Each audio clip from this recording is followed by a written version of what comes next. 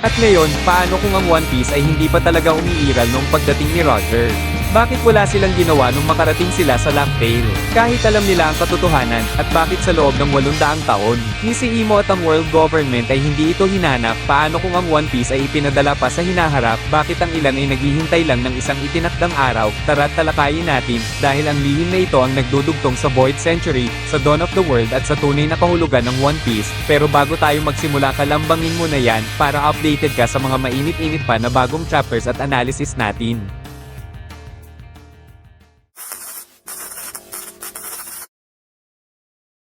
Ang totoong dahilan kung bakit walang nagawa ang Roger Pirate sa One Piece nang makarating sila sa Laugh Tale, ay dahil wala talagang naroon sa panahong iyon. Noong sinaunang panahon 800 years na kalipas, may desisyon na ginawa si Joy Boy, itinago niya ang susi para pabagsakin si Imo at para dalhin ang Dawn of the World, ang One Piece sa hinaharap.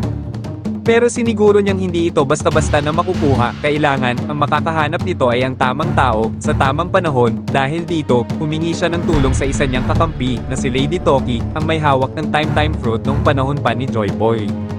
Sa pamamagitan ng kanyang kapangyarihan, ipinadala ang One Piece patungo sa hinaharap, kaya nang makarating si Goldie Roger sa Laugh Tale, binasa niya ang mensaheng iniwan doon, at doon niya napagtanto ang katotohanan na sobrang aga pa niya, hindi pa dumarating ang regalong ipinadala mula sa nakaraan. Sa katunayan, sa halip na kunin nila ang One Piece, ginawa ni Roger ang dapat niyang gawin, inihanda niya lang ang daan, para masigurong ang tamang tao sa hinaharap ang makarating sa Laugh Tale, sa mismong sandaling dumating na ang ipinadalang kayamanan mula sa nakaraan. Kaya kung napansin ninyo na parang maraming karakter din ang naghihintay ng isang ipinangako at itinakdang panahon.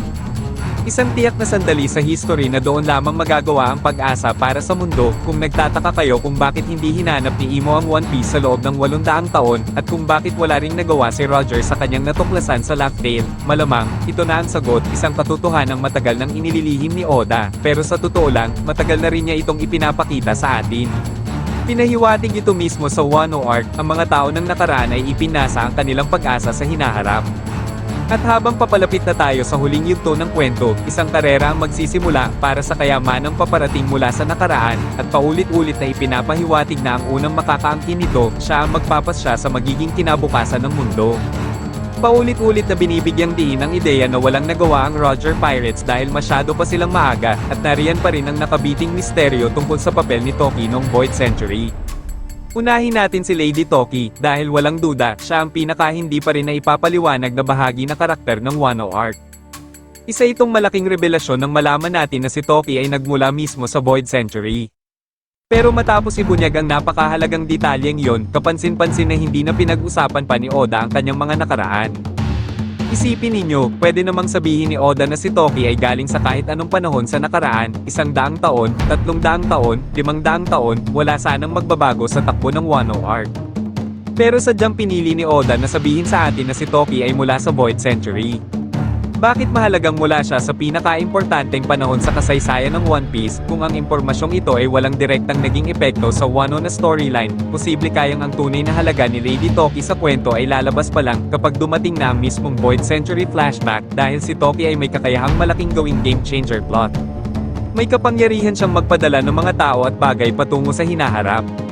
Ginamit na ito sa Wano bilang mahalagang plot device nang ipadala niya ang mga Scabbards 20 taon sa hinaharap para doon maganap ang labanan na magdadala ng tinatawag na Dawn of Wano. Ngayon, kung ganito ginamit ni Oda ang kapangyarihan ni Lady Toki sa Wano Arc, ano kaya ang ibig sabihin nito para sa papel niya sa paparating na Void Century flashback? Ang katotohanang may isang karakter sa Void Century na may kakayahang magpadala ng mga bagay sa hinaharap ay nagbubukas ng napakaraming posibilidad. Lalo-lalo na kapag isinama mo ang ideya na posibleng ang One Piece mismo ay hindi pa dumarating sa kasalukuyan, at kung totoo ito, marami nitong nasasagot na tanong na matagal nang binubuo sa buong serye. Pinakamahalaga rito ang tema ng timing, isang ideyang paulit-ulit nang inuukit sa isip natin, na ang Dawn of the World ay maaari lamang mangyari sa tamang oras, na may isang ipinangakong panahon, isang sandali sa kasaysayan kung kailan magtatagpo ang lahat.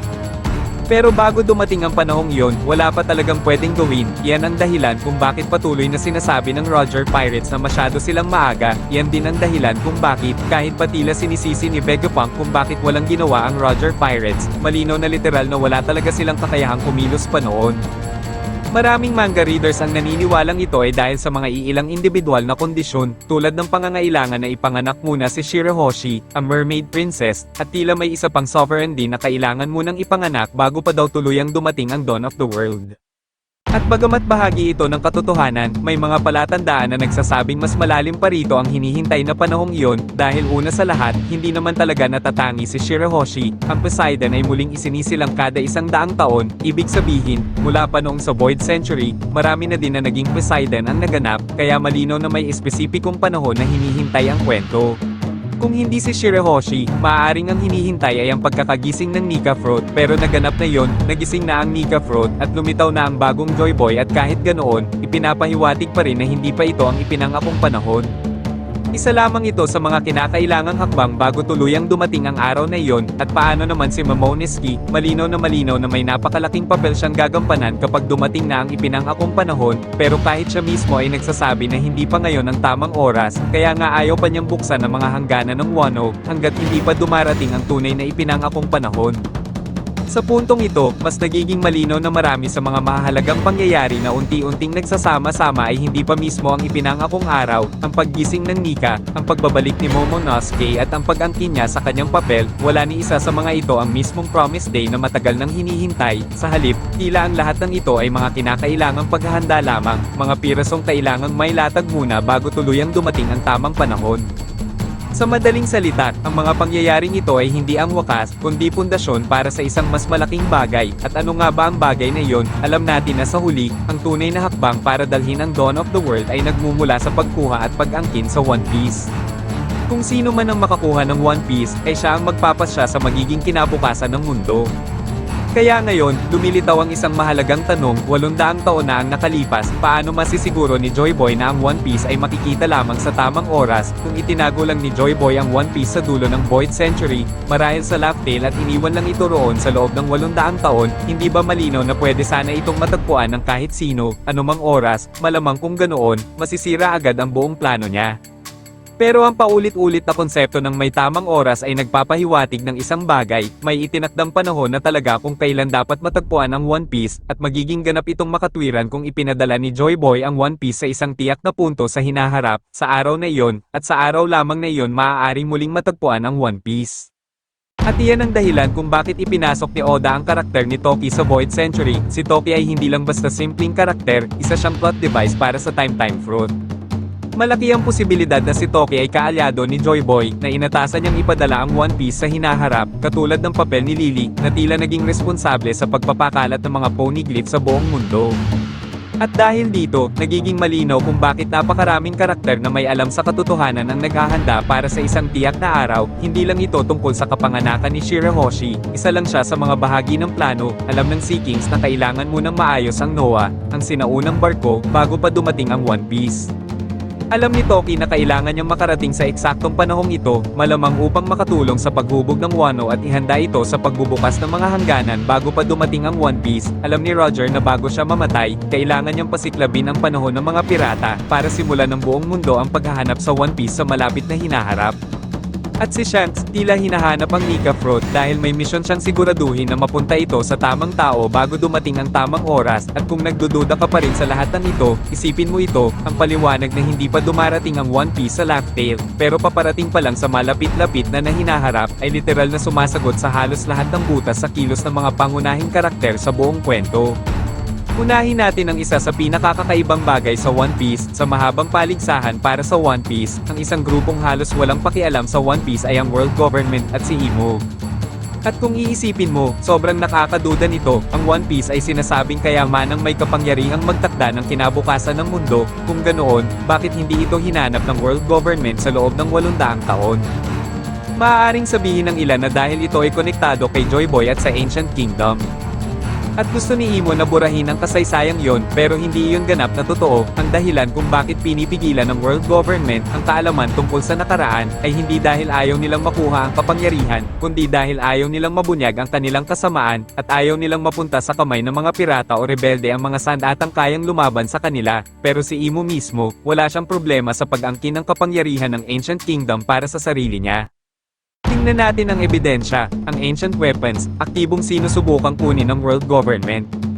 Ang buong Enies Lobby arc ay umiikot sa paggamit kay Nico o Robin para mahanap ang Pluton at gusto rin nilang makuha ang blueprints ng Pluton para makagawa ng isa pa, kahit ang Nika Fruit, ang mismong prutas ni Joy Boy, ang sinasabing pinakamalaking banta kay Imo, matagal na itong hinahanap ng world government pero palaging nakakatakas sa kanila, at syempre, ang Mother Flame, isang muling paglikha ng kapangyarihan ng Ancient Kingdom, gustong-gusto rin itong mapasakamay ni Imo. Sa madaling sabi, lahat ng malalaking pananggagalingan ng kapangyarihan ng Ancient Kingdom ay palaging hinahabol ng world government, maliban na lang sa One Piece. Ni minsan, hindi ipinakita na aktibo nila itong hinahanap, bakit kaya, may isang paliwanag lang na talagang may saysay dito, sa loob ng 800 taon, malamang naniniwala si Imo na wala talagang One Piece na mahahanap. Kung 800 taon na ang nakalipas, sinubukan ni Imo na kunin ang One Piece pero ipinadala ito ni Joy Boy sa hinaharap sa tulong ni Toki. Sa perspektibo ni Imo, tila tuluyang wala na ang One Piece sa mundo, at hindi niya malalaman kung ano ang nangyari. At kaya sa loob ng 800 taon, wala tayong nakikitang ebidensya na hinahanap ito ng world government. Marahil, yan din ang dahilan kung bakit kahit nang makarating si Roger sa Laugh Tale at ipahayag sa mundo na iniwan niya roon ang kanyang kayamanan, hindi sumali ang world government sa karera, dahil para kay Imo, ang kayamanang iniwan ni Roger ay walang koneksyon sa bagay na nawala noong Void Century, at dito nagiging napakatalino ang mga salita ni Roger sa kanyang pagbitay. Ipinahiwatig niya na sarili niyang kayamanan ang iniwan niya sa Laugh Tale. Sapat para himukin ng mga pirata na magliyag at habulin ang titulo ng isang Pirate King. Pero wala siyang sinabi na magpapukaw ng interes ni Imo at ng world government. At marahil, kamakailan lamang, dahil sa mga huling salita ni na Whitebeard at Vegapunk, nagsisimulang maghinala na si Imo. Na ang nasa Laugh Tale ay hindi lang kayamanan ni Roger, kundi isang bagay mula kay Joy Boy, mula pa sa Void Century, na may kakayahang baguhin ang mundo. Sa madaling sabi, ang katotohanang hindi hinanap ng world government ang One Piece sa loob ng 800 taon, sa kabila ng di umano'y kapangyarihan nito, ay may saysay lamang kung naniniwala silang tuluyan na itong naglaho sa mundong ito. At nagiging lohikal ito kung ang plano ni Joy Boy ay ipadala ang One Piece sa malayong hinaharap, at sa parehong paraan, ipinapaliwanag din ito ang kakaibang kilos ni Roger. Dumating siya sa Laugh Tale, at ayon sa alamat, natagpuan niya ang One Piece, pero wala siyang ginawa. Karaniwan nating paliwanag ay, masyado pa siyang maaga, hindi pa handa si Shirahoshi, hindi pa nagigising ang Nika Fruit, pero kung iisipin mo, hindi talaga iyon sapat na paliwanag, dahil kung nandoon nga ang One Piece, pwede sana itong ipagkatiwala ni Roger kay Whitebeard, o sa sarili niyang mga crew members, mga taong mabubuhay pa ng ilang dekada, at sabihin gamitin ito sa tamang oras, at hindi na niya sana dapat na isigaw pa sa buong mundo na may kayamanan sa Laugh Tale. Ang simpleng sagot, wala talagang may pa sa si Roger sa kahit kanino. Dahil nang makarating siya sa Laugh Tale, walang kayamanan. Ang nandoon lamang ay isang poneglyph na nagsasabing may darating na kayamanan sa hinaharap. Kaya literal na wala talagang magagawa si Roger, maliban sa isang bagay, siguraduhing maraming tao sa hinaharap ang maglalayag, para hanapin ang islang iyon, at dito pumapasok ang huling taya ni Roger, ang pag-asa sa kanyang mga kaalyado, sina Whitebeard, Garp, Rayleigh, Crocus, Shanks, at iba pa bilang mga gabay sa dagat para matiyak na ang tamang tao ang makakarating sa One Piece kapag dumating na ang oras. Ipinaliliwanag din ito ang mga naging kilos ni na Whitebeard at Shanks. Maraming naniniwala na walang pakialam si Whitebeard sa One Piece.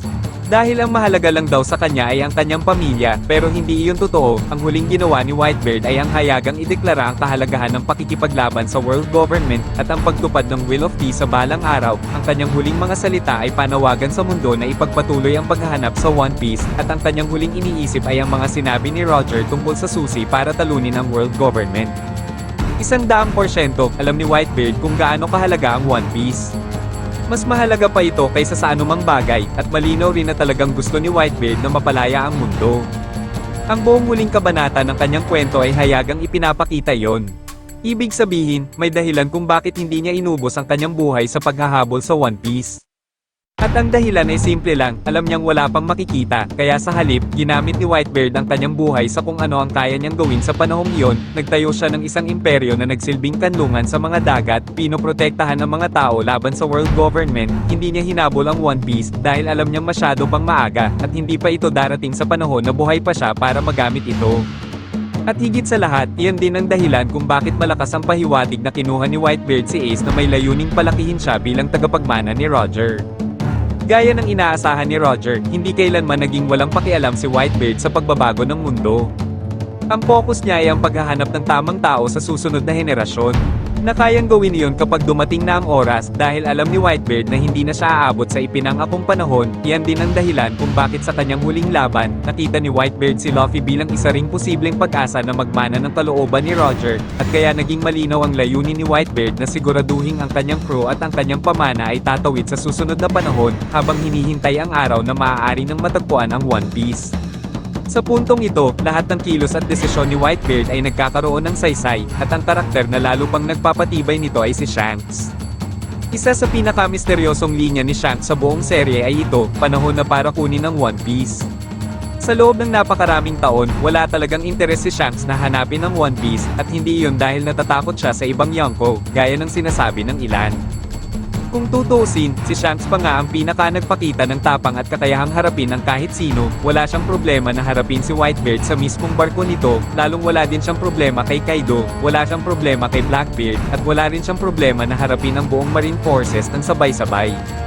Kaya malinaw ang dahilan kung bakit hindi hinabol ni Shanks ang One Piece sa loob ng mahabang panahon ay walang kinalaman sa takot. Ang dahilan ay timing at pagdating ng tamang panahon. Balikan natin ang orihinal na 4 na Yonko, sinasabi dito sa atin na sila na ang pinakamalapit na makakuha sa One Piece, pero dalawa lang sa kanila ang obsessively na hinahabol ito, habang ang dalawa naman ay tila kontento lang sa paghihintay. Karaniwan, iniisip ng mga manga readers na baka sina Whitebeard at Shanks ay wala talagang pakialam sa One Piece, pero habang lumalalim ang kwento, alam na nating hindi yun totoo. Pareho silang lubos na may pakialam sa One Piece, at pareho silang lubos na nakakaunawa kung gaano ito kahalaga sa mundo. Ang kawalan nila ng kilos ay may saysay lamang kapag naunawaan natin na alam nilang walang silbi ang paghabol ng One Piece noon.